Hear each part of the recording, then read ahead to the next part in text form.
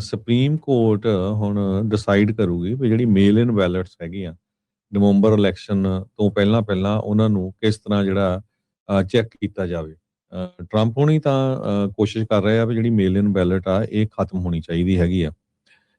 ਸੋ ਕਈ ਵਾਰੀ ਇਹਨਾਂ ਦਾ ਇਹ ਵੀ ਰੌਲਾ ਪੈਂਦਾ ਆ ਮੇਲ ਇਨ ਬੈਲਟਸ ਨੂੰ ਲੈ ਕੇ ਵੀ ਕਿਹੜੀ ਡੇਟ ਜਿਹੜੀ ਕਾਊਂਟ ਕੀਤੀ ਜਾਵੇ। ਜੇ ਇਲੈਕਸ਼ਨ ਡੇਟ ਜਿਹੜੀ ਆ ਲਾਸਟ ਹੈਗੀ ਆ ਉਸ ਦਿਨ ਨੂੰ ਮੇਲ ਕੀਤਾ ਜਾਂਦਾ, ਕਾਊਂਟ ਕੀਤਾ ਜਾਂਦਾ, ਸਟੈਂਪ ਹੋਈ ਆ, ਜਾਂ ਉਸ ਦਿਨ ਉੱਥੇ ਤੱਕ ਮੇਲ ਜਿਹੜਾ ਕੀਤਾ ਹੋਇਆ ਬੈਲਟ ਪਹੁੰਚਣਾ ਚਾਹੀਦਾ ਹੈਗਾ ਆ। ਸੋ ਇਹ ਇੱਕ ਵੱਡਾ ਇਸ਼ੂ ਆ ਕਿਉਂਕਿ ਖਾਸ ਕਰਕੇ ਜਿਹੜੀ ਸਾਡੀ ਕੈਲੀਫੋਰਨੀਆ ਦੀ ਸਟੇਟ ਆ ਇੱਥੇ ਤਾਂ ਹੁਣ ਮਿਲੀਅਨ ਬੈਲਟ ਹੈਗਾ ਆ। ਮਿਸੀਸਿਪੀ ਦੇ ਵਿੱਚ ਇੱਕ ਲਾ ਹੈਗਾ ਆ ਤੇ ਉਹਦੇ ਨਾਲ 13 ਹੋਰ ਸਟੇਟਾਂ ਦੇ ਵਿੱਚ ਵੀ ਉਹ ਕਹਿੰਦੇ ਵੀ ਐਜ਼ ਲੌਂਗ ਐਜ਼ ਇਲੈਕਸ਼ਨ ਡੇ ਵਾਲੇ ਦਿਨ ਪੋਸਟ ਮਾਰਕ ਕੀਤੀ ਹੋਵੇ ਤੁਹਾਡੀ ਜਿਹੜੀ ਬੈਲਟ ਆ ਉਹ ਚਾਹੇ 3-4 ਦਿਨਾਂ ਬਾਅਦ ਵੀ ਪਹੁੰਚਦੀ ਆ ਤੇ ਉਸ ਨੂੰ ਕਾਊਂਟ ਕੀਤਾ ਜਾਵੇ।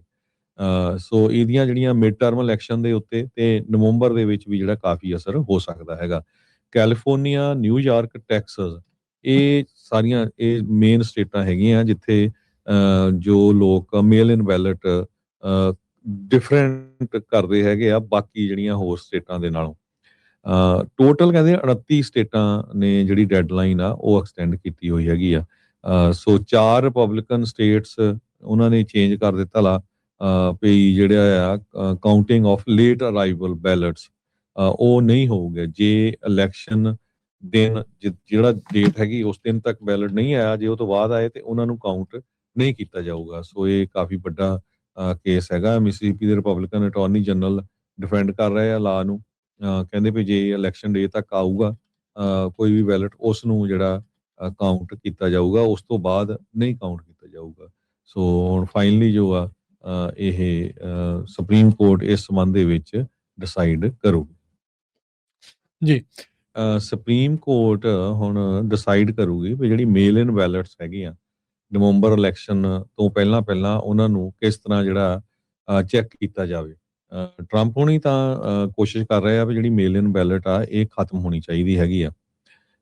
ਸੋ ਕਈ ਵਾਰੀ ਇਹਨਾਂ ਦਾ ਇਹ ਵੀ ਰੌਲਾ ਪੈਂਦਾ ਆ ਮੇਲ ਇਨ ਬੈਲਟਸ ਨੂੰ ਲੈ ਕੇ ਵੀ ਕਿਹੜੀ ਡੇਟ ਜਿਹੜੀ ਕਾਊਂਟ ਕੀਤੀ ਜਾਵੇ। ਜੇ ਇਲੈਕਸ਼ਨ ਡੇਟ ਜਿਹੜੀ ਆ ਲਾਸਟ ਹੈਗੀ ਆ ਉਸ ਦਿਨ ਨੂੰ ਮੇਲ ਕੀਤਾ ਜਾਂਦਾ, ਕਾਊਂਟ ਕੀਤਾ ਜਾਂਦਾ, ਸਟੈਂਪ ਹੋਈ ਆ, ਜਾਂ ਉਸ ਦਿਨ ਉੱਥੇ ਤੱਕ ਮੇਲ ਜਿਹੜਾ ਕੀਤਾ ਹੋਇਆ ਬੈਲਟ ਪਹੁੰਚਣਾ ਚਾਹੀਦਾ ਹੈਗਾ ਆ। ਸੋ ਇਹ ਇੱਕ ਵੱਡਾ ਇਸ਼ੂ ਆ ਕਿਉਂਕਿ ਖਾਸ ਕਰਕੇ ਜਿਹੜੀ ਸਾਡੀ ਕੈਲੀਫੋਰਨੀਆ ਦੀ ਸਟੇਟ ਆ ਇੱਥੇ ਤਾਂ ਹੁਣ ਮਿਲੀਅਨ ਬੈਲਟ ਹੈਗਾ ਆ।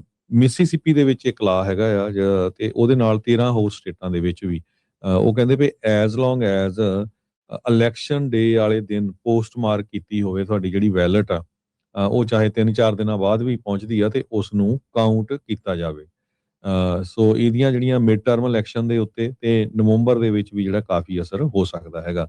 ਕੈਲੀਫੋਰਨੀਆ, ਨਿਊਯਾਰਕ, ਟੈਕਸਸ ਇਹ ਸਾਰੀਆਂ ਇਹ ਮੇਨ ਸਟੇਟਾਂ ਹੈਗੀਆਂ ਜਿੱਥੇ ਜੋ ਲੋਕ ਮੇਲ ਇਨ ਬੈਲਟ ਡਿਫਰੈਂਟ ਕਰਦੇ ਹੈਗੇ ਆ ਬਾਕੀ ਜਿਹੜੀਆਂ ਹੋਰ ਸਟੇਟਾਂ ਦੇ ਨਾਲੋਂ। ਟੋਟਲ ਕਹਿੰਦੇ 29 ਸਟੇਟਾਂ ਨੇ ਜਿਹੜੀ ਡੈਡਲਾਈਨ ਆ ਉਹ ਐਕਸਟੈਂਡ ਕੀਤੀ ਹੋਈ ਹੈਗੀ ਆ। ਸੋ 4 ਰਿਪਬਲਿਕਨ ਸਟੇਟਸ ਉਹਨਾਂ ਨੇ ਚੇਂਜ ਕਰ ਦਿੱਤਾ ਲਾ ਵੀ ਜਿਹੜਾ ਆ counting of late arrival ballots ਉਹ ਨਹੀਂ ਹੋਊਗਾ ਜੇ ਇਲੈਕਸ਼ਨ ਦਿਨ ਜਿਹੜਾ ਡੇਟ ਹੈਗੀ ਉਸ ਦਿਨ ਤੱਕ ਬੈਲਟ ਨਹੀਂ ਆਇਆ, ਜੇ ਉਹ ਤੋਂ ਬਾਅਦ ਆਏ ਤੇ ਉਹਨਾਂ ਨੂੰ ਕਾਊਂਟ ਨਹੀਂ ਕੀਤਾ ਜਾਊਗਾ। ਸੋ ਇਹ ਕਾਫੀ ਵੱਡਾ ਕੇਸ ਹੈਗਾ। ਮਿਸੀਸਿਪੀ ਦੇ ਰਿਪਬਲਿਕਨ ਅਟਾਰਨੀ ਜਨਰਲ ਡਿਫੈਂਡ ਕਰ ਰਹੇ ਆ ਲਾ ਨੂੰ। ਕਹਿੰਦੇ ਵੀ ਜੇ ਇਲੈਕਸ਼ਨ ਡੇ ਤੱਕ ਆਊਗਾ ਕੋਈ ਵੀ ਬੈਲਟ ਉਸ ਨੂੰ ਜਿਹੜਾ ਕਾਊਂਟ ਕੀਤਾ ਜਾਊਗਾ, ਉਸ ਤੋਂ ਬਾਅਦ ਨਹੀਂ ਕਾਊਂਟ ਕੀਤਾ ਜਾਊਗਾ। ਸੋ ਹੁਣ ਫਾਈਨਲੀ ਜੋ ਆ ਇਹ ਸੁਪਰੀਮ ਕੋਰਟ ਇਸ ਸੰਬੰਧ ਦੇ ਵਿੱਚ ਡਿਸਾਈਡ ਕਰੂਗੀ ਜੀ।